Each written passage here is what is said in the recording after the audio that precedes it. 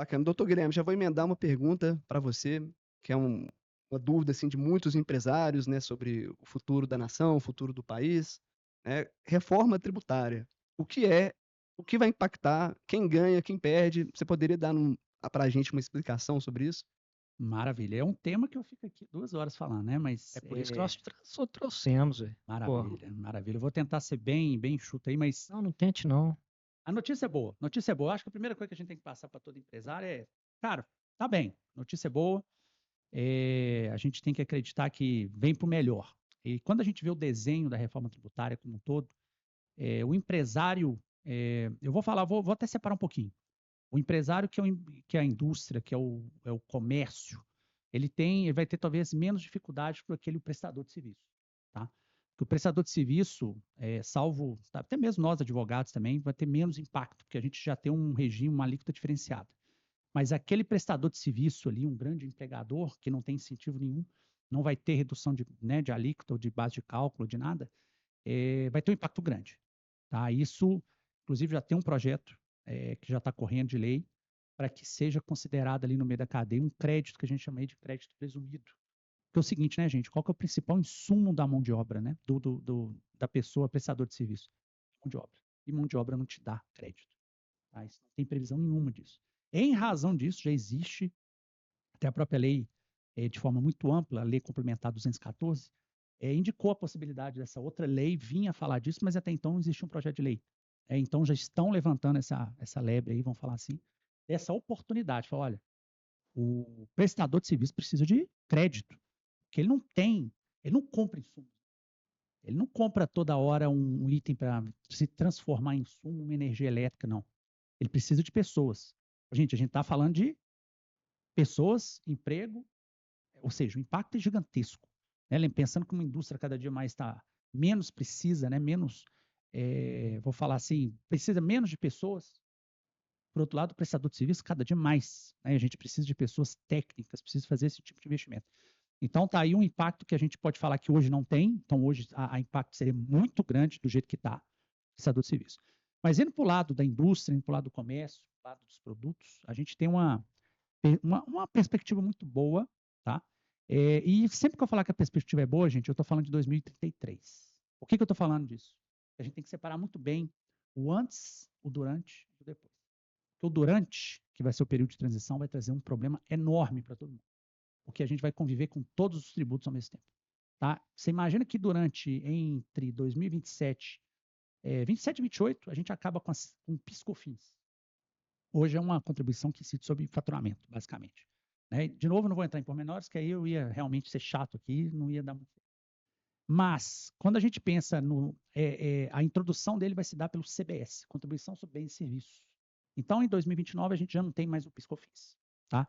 E, enquanto isso, eu vou ter, no primeiro ano, 2027, o PIS/COFINS e o CBS. No segundo ano, o PIS/COFINS e o CBS. No terceiro ano, acaba o PIS/COFINS e é só o CBS. E em 2029 começa a transição para o ICMS, em que você tem um problema do ICMS que é até 2033, né, se dá anualmente uma redução da alíquota e a majoração do IBS. O IBS é o Imposto de Bens e Serviços, que contempla tanto o ISS dos municípios quanto o ICMS dos estados. Então, assim, basicamente, gente, o que a gente está falando? É um período, quando a gente pensa em 2033, em que a reforma está plena, digamos assim, isso se não acontecer nenhuma prorrogação, infelizmente pode acontecer, a gente está falando de um período em que, de fato, a gente vai ter o que a gente chama de IVA, né, que até então no Brasil a gente tinha tentado implementar, mas um IVA um pouco contaminado, digamos assim. O ICMS, ele tem quando a gente olha aí de onde que ele nasceu, né, a base toda francesa, a gente tem uma ideia de que isso, o que ela é crédito? É o crédito físico, é o que integra o produto final. Né? Sendo que hoje a base de crédito é aquele crédito financeiro. Eu paguei, eu não sou o consumidor, eu posso me acreditar. Tá? Então, a lei está muito ampla. A lei, de fato, para você ter uma ideia, quem fala aqui de crédito, de PIS/COFINS, crédito de ICMS, vai ter uma possibilidade de tomar sobre praticamente tudo mesmo. Se você está no meio da cadeia, você é uma indústria ou um atacadista, você vai tomar crédito sobre tudo que você pagou de IBS, CBS. Isso é muito bom. Tá? Porque, gente, no fim das contas, a não cumulatividade, que é isso, tomar crédito de tudo que eu não consumo para mim, empresa, é a possibilidade de você ter uma redução final do preço, porque você repassa só aquilo que você não consegue se acreditar. Hoje, você não só, é a exceção. Você consegue acreditar de muita coisa, mas não consegue se acreditar de tudo. E, logicamente, existe ali um natural repasse daquele valor. Então, assim, reduzindo aí, o que a gente pode ter em mente? Reforma tributária, eu entendo como muito benéfica. Eu não vou falar aqui para todos os setores, porque existe ainda uma série de incertezas, né? O setor de construção civil, né? O setor imobiliário. Existe um outro critério, que já não é um critério de crédito, é um critério de redutor de ajuste, né? Um nome esquisito para uma questão de não tomar crédito, mas sim considerar um valor venal dele na época da transição como uma redução de base. Tá? Ou seja, a tributação vai se dar bem. Agora, em cima disso, a gente já tem alguns questionamentos, né? Tem setores que provavelmente vão ter mais incentivos já de redução de alíquota, porque, gente, depois de 2033, acaba crédito presumido de semestre, como a gente sabe que tem hoje. Tá?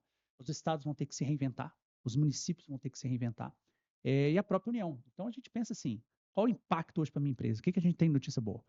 Quem está no meio da cadeia realmente vai ter um impacto grande? Guilherme, mas a alíquota é alta. Gente, a alíquota é alta, considerando que hoje, se a gente somar na ponta do lápis ali, a gente já tem um alíquota mínimo de 30%. A gente está falando de uma alíquota de 27%. Então, não está tão distante assim.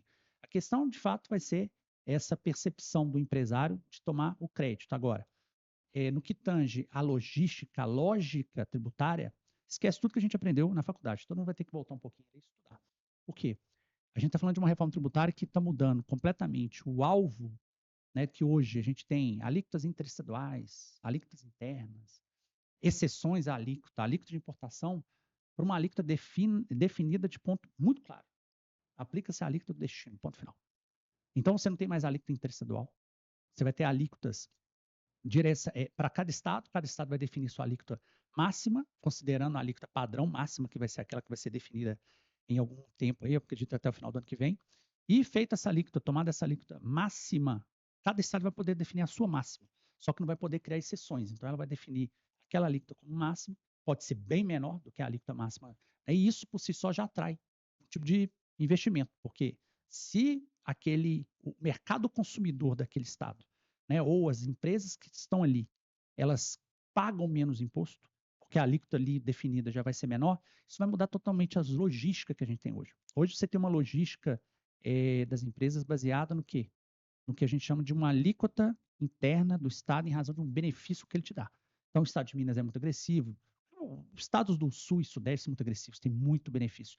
Gente, esse benefício não vai ter mais esse sentido, porque a saída dele não tem mais interesse. O interesse está unicamente no estado destino da operação.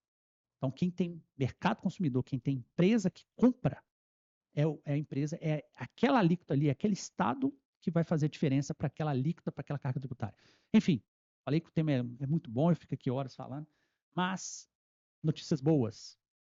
Em 2033 a gente vai estar feliz. Esse período de transição a gente vai sofrer, porque a gente está falando de uma complexidade altíssima, em que existe uma ponderação muito grande. O governo já se comprometeu a ajudar. O cálculo, em tese, de toda a alíquota, de toda essa parte da transição, em tese, que será feito pela SERPRO, da própria Receita Federal.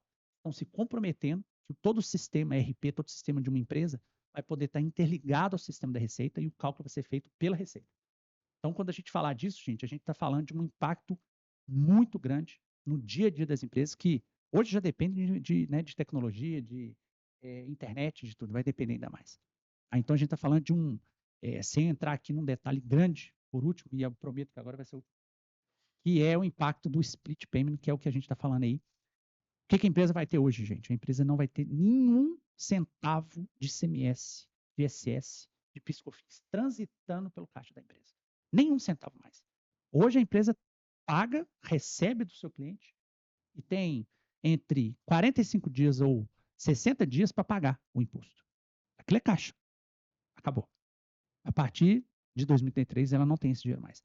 O dinheiro vai ficar automaticamente com a Receita Federal. Você imagina a gente falar que uma empresa vai ter 30% a menos de caixa. Como é que ela vai pagar o fornecedor? Prepara aí o capital de giro. Prepara a linha financeira, a linha dos bancos que vão comemorar isso aí. Era isso, gente. Desculpe prolongar. Doutor Guilherme, deixa eu tentar fazer um resumo da sua fala para ver se eu entendi. Eu, como um não especialista, né, vou me arriscar. em me aventurar, assim. Resumindo, hoje nós temos um sistema tributário, o qual é muito complexo, cheio de exceções, que favorece algumas anomalias para o país, como guerra fiscal entre estados, que nada mais é do que uma autofagia, né, do próprio país. Então, a partir desse momento, nós vamos simplificar todo o sistema, de forma assim, a também até aumentar um pouco da eficiência interna das empresas, né, enfim, do sistema como um todo. Todavia, talvez isso seja mais benéfico para comércio e indústria do que propriamente dito o serviço, porque hoje em dia o setor de serviços goza, né, de uma presunção de margem, de lucro, etc., que hoje é favorável e talvez no futuro não seja. Então, talvez o empresário de serviços já com um porte maior, que já saiu né, do simples, né, já está assim, numa alíquota maior, vai talvez sofrer com um aumento muito grande e, né, que não sabemos ainda como vai ser os impactos. Mas, resumidamente, seria isso? Quem ganha, quem perde?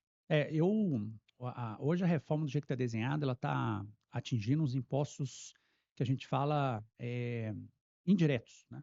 O imposto sobre consumo, tributo sobre consumo. Aquela reforma tributária do imposto de renda aí já tem um projeto de lei, né? Não vou entrar aqui em detalhes, mas já vai começar a tributar dividendo acima de um valor específico. E aí é uma reforma muito mais perigosa, né? Porque é uma reforma que, em tese, acaba com o lucro presumido, tá? E o lucro presumido realmente não vai ser extinto. Então, aí tem uma pegada bem diferente, porque se você imaginar que sobre prestação de serviço você vai ter um impacto, porque ele, em tese, tem uma presunção, tem uma tributação direta diferente, a gente está falando de um impacto grande para esse pessoal. Então, a gente está falando de um período.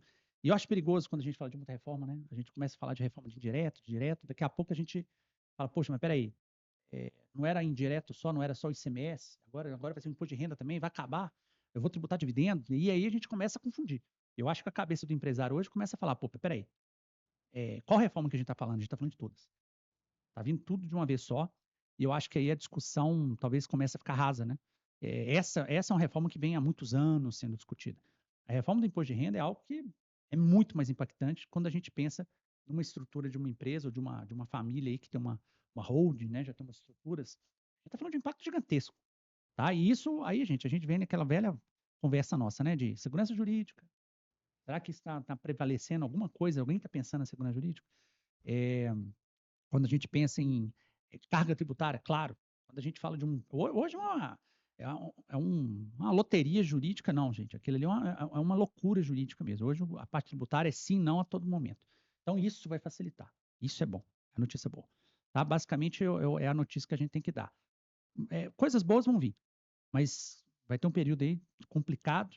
E lembrando, a gente ainda está falando só de uma parte da tributação. Ainda tem uma outra parte aí que, pelo projeto de lei, assusta muito. Eu queria